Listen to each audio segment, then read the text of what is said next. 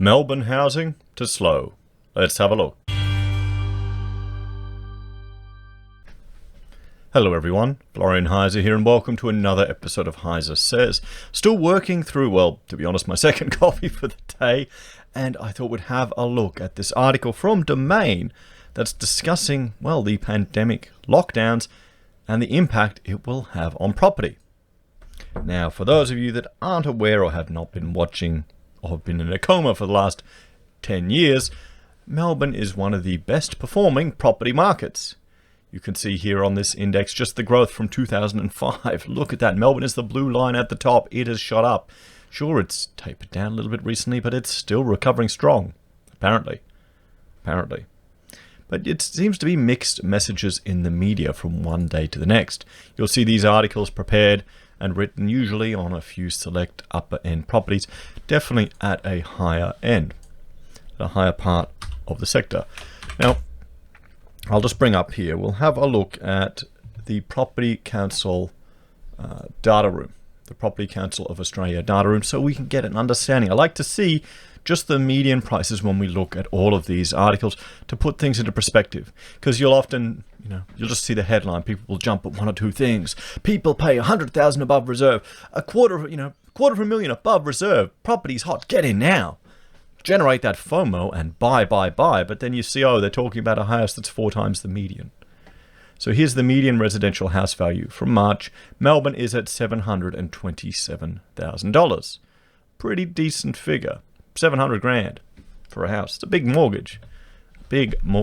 So let's have a look at this.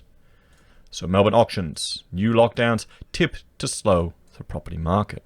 Because if you haven't been following, Melbourne, Victoria has now got significant lockdowns all throughout, through hotspots in the state. Their mechanisms for containing this illness have been breached, and, if you're depending on what side of the street you are, could affect the freedoms that you have for this month. Literally, they're deploying police and drones. It's a police state in different suburbs in Victoria. Localised lockdowns are tipped to slow the Melbourne auction market, but the extent of the damage remains to be seen, property experts say. It comes after a lackluster June, when auction numbers and clearance rates were lower than typically would be, but still better than recent months. Domain economist Trent Wiltshire said it wasn't just the 10 lockdown postcodes that would be hit by the new restrictions. Well, it's going to flow through to everyone's confidence. Your confidence is going to take a hit. If you're worried about getting sick, you're not going to go out. And, this is going to last some time if this keeps going. Clearly, it will have an impact on the suburbs in the postcodes under lockdown, but it has the potential to have a broader impact across the city, particularly the northern and western suburbs, he said. If you're neighbouring the lockdown suburbs, you may see some people switch to private treaty or postpone until August. So maybe you think auctions will fall out of favour? From my perspective, it seems odd, all this hype and excitement around auctions, particularly because most of the stuff getting sold isn't that special. Why would you auction a unit that looks like anything else? Why would you auction a brick veneer specky that looks the same as everything else in the street? I know why you do it. You want to create competition and hype. You want people to get emotionally invested and to be saying, we'll just go another 25 grand above what we'd have. We'll sell some stuff, or we won't buy that car. We'll find a way. Oh, we can get in the paper. The reporter will come up to the young couple. Oh, sure, we paid $25,000 more, $100,000 more than we were expecting, but you've got to get into property.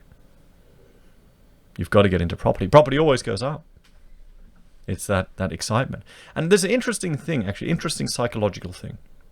And this is what they used to do to prisoners of war in Korea during the Korean War. The North Koreans. What they would do is that they would get the prisoners, they would get them to write just simple essay competitions about some of the issues against America or against capitalism, and they would slowly build. And the thing is, once you put something in paper, once you put your name to something, once you write something out, in a way, it becomes part of your self-identification. So this is where people will suffer cognitive dissonance. They will actually, they'll write something, declare something, make a public statement, and then no matter what evidence you put before them, they can't change. They can't change their mind. They won't be able to. They won't see they'll suffer a hallucination before they see reality. It's because it becomes part of their core identity. That's the danger of people choosing activism as a career path. All these young people. I mean, good on them for trying to step up, but the danger is they can essentially become radicalized and ideologically driven. And in some ways, we're seeing that in property. Maybe I'm making a bit of a leap here, but once you start, people start stepping up and getting in the media and start getting featured in these articles, and it becomes part of their identity. Maybe other people who are just simply advocating it for their entire businesses, their investment strategy. Everything is just based around property. They couldn't even see any other options. How many people like that do we have in Parliament? What's that going to do to the strategy of throwing the kitchen sink and everything you can at property? So Melbourne's monthly auction clearance rate rose slightly in June, and now sits at 54%. Now, I will just bring up my website here. There's an article, whenever they mention clearance rates, have a look at fake auction clearance rates exposed on the says.heise.com.au website. It's an article I wrote thanks to data from Fresh Canvas, just discussing some of the issues surrounding auction clearance rates, everyone. Yeah, there's always a bias to a positive result. Just because we're dealing with real estate agents. It's to do with their personality, and no, people don't want to report failure. Mr. Wiltshire said the lockdown could hit buyer confidence across the city too. I think it could be across the state, but definitely the city is all that matters in Victoria. The outbreaks are going to hit people's income, he said. They'll be less confident about purchasing because there's a greater chance of further outbreaks. Auction numbers have been steadily rising over June, with the first weekend of July at a lower than typical level because of school holidays. Last week there were 510 auctions scheduled. This week there are just 356. In the lockdown postcodes there are still 40 auctions scheduled, including 8 in Craigburn, 5 in Brunswick West, 5 in St Albans, and 4 in Ascot Vale. There's been a decent recovery for Melbourne's June clearance rate. Well, it's 54%, which was up from May, he said. We're seeing fewer people withdrawn, and it's not a strong market in any sense, but given the recession due to the pandemic, it's reasonable. Barry Plant Chief Executive Mike McCarthy said he had about 10 of 76 offices affected by the lockdown, either directly or indirectly. He felt the previous citywide lockdown had prepared agencies to become adept at managing other options to sell. We've been through it before, and they're all pivoting very quickly and are getting deals done, he said. Some have brought auctions forward to beat the deadline, but most have moved to a private sale or an online auction. Do you think you'll get the same buzz in an online auction? I don't think you will. You won't get the same competition with regards to chat. So we can see here the details sold under the hammer. This is June, and it's going up. It's going up. Postponed is down, withdrawn, and sold prior. It's going down. He said homes would still need to be bought and sold. The need to buy or sell property is still there. You won't have people out there doing it for fun, he said, but we won't have the Melbourne pastime of people going there for a sticky beak in the suburbs.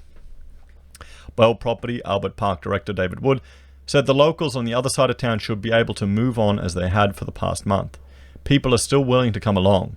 There's a platform for people to bid online, and that can happen so they can still participate. Mr. Wood was more concerned about attracting willing sellers. There's a lot of vendors who don't need to sell, who are not bringing their homes to the market at the moment, he said. The turnover hasn't let them buy something, so then they're not prompted to go to the market. So there we go, everyone. These new restrictions in Melbourne are going to have an impact on the property market, according to our experts. Auction clearance rates won't be as good. We'll have to see, everyone. We will have to see. I mean, this is only just beginning to play out, and we are not even seeing the full ramifications of the recession yet. We're not even seeing that. We're not seeing forced sales start to materialize. What do you think? I mean, Melbourne's a pretty high value market. It's grown a lot since 2005. Where do you think it will sit? Would you be jumping at property in Melbourne? Are you looking at getting into the auctions? Or are you a bit worried? Or are you one of the Victorians just frustrated with how your state is handling everything? As always, please let me know your thoughts and opinions in the comments down below. Like, share, and subscribe to the channel. If you're a fan and want to support the content I create here, there are a few ways you can. You can join the channel on YouTube or Patreon. You can support us via our affiliate links at Amazon or eBay or Independent Reserve and Kucoin. You can buy our merch from HeiseSays. You can support us via PayPal or Gold Pass. Thanks everyone. I'll see you in the next video.